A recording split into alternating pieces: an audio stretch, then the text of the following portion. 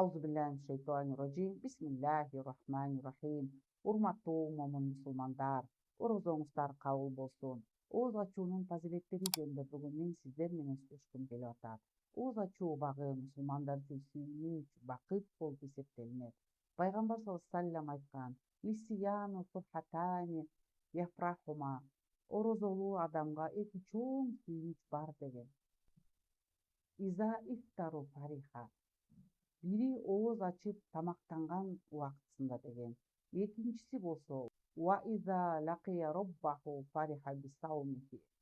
Аллах менен жолугуп, аны жамалын көргөн учурда деген.